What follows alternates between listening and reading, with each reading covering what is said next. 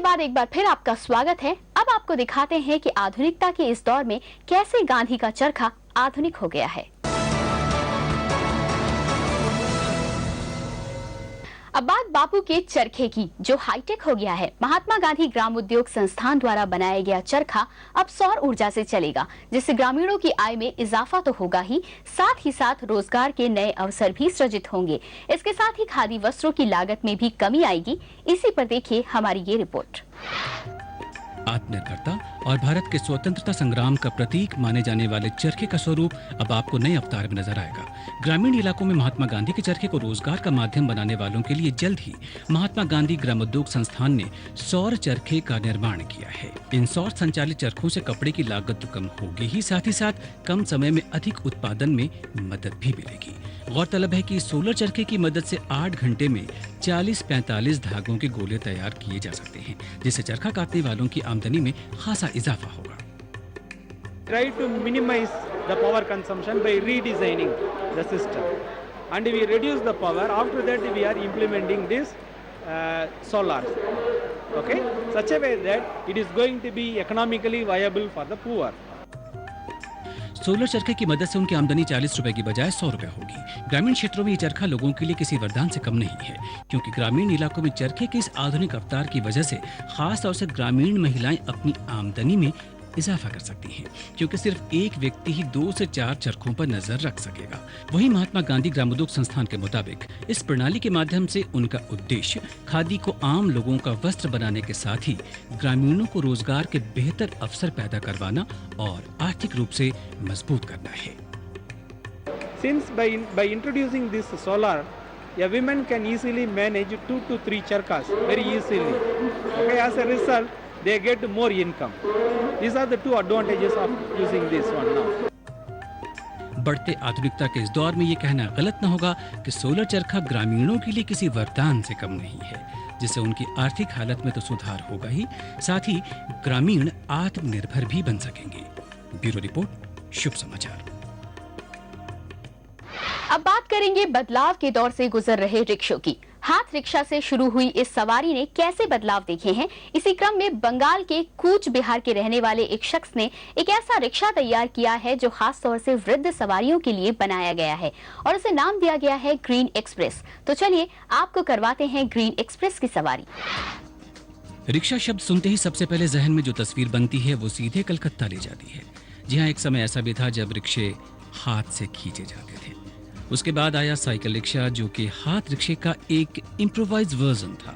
लेकिन रिक्शों का ये नवीनीकरण यही नहीं थमा। साइकिल रिक्शा इनोवेशन के दौर से गुजर रहा है। पहले सिर्फ 3 पहिए वाले रिक्शे में 2 लोगों के बैठने की जगह होती थी, जो कि रिक्शे का एक बेसिक वर्जन था। लेकिन उसके बाद धीरे धीरे रिक्शा में काफी बदलाव आए। मसलन रिक्शे में ही सवारियों को अखबार और पानी मुहैया कराना, या फिर गर्मी से बचने के लिए पंखे की सुविधा देना। इसी लीग में अब ग्रीन एक्सप्रेस भी शामिल हो गया है। रिक्शे का नया वर्जन पेश किया है कूच बिहार के रहने वाले विभूति भूषण चक्रवर्ती ने। इस रिक्शा की खास बात यह है कि इसमें आम रिक्शों से ज्यादा सवारियां बैठ सकती हैं। इसके साथ ये रिक्शा वृद्ध लोगों को ध्यान में रखकर लो फ्लोरिंग बनाया गया है, जिससे इसमें चढ़ने में वृद्ध लोगों को कोई दिक्कत ना हो। इतना ही नहीं, इस रिक्शे में धूप और बरसात से बचने के भी खास इंतजाम किए गए हैं, जिसका फायदा न सिर्फ सवारियों को बल्कि रिक्शा चालक को भी मिलेगा।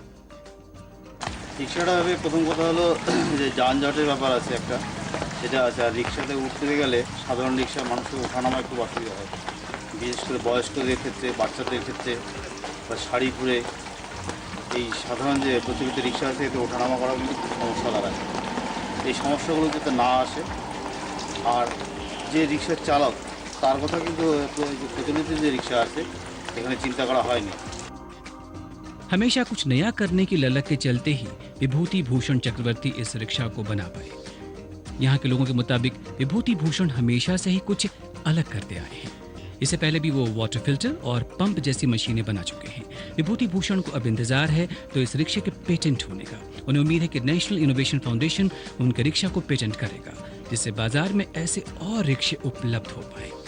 ब्यूरो रिपोर्ट, शुभ समाचार। अब बात वर्ल्ड सीरीज बॉक्सिंग में भारत के उतरने की। World series boxing Indian premier league की तरह अंतर्राष्ट्रीय शौकिया मुक्केबाजी प्रतियोगिता है, जिसे पिछले साल इंटरनेशनल बॉक्सिंग एसोसिएशन ने लॉन्च किया था। मुंबई की SE Transstadia world series boxing की भारतीय फ्रेंचाइजी बन गई है, जिससे भारत में बॉक्सिंग का एक नया दौर शुरू होने की उम्मीद है। इसी पर देखिए हमारी ये report. Sports infrastructure development company Transstadia ने वर्ल्ड सीरीज बॉक्सिंग WSB के साथ $50 लाख की डील साइन की है।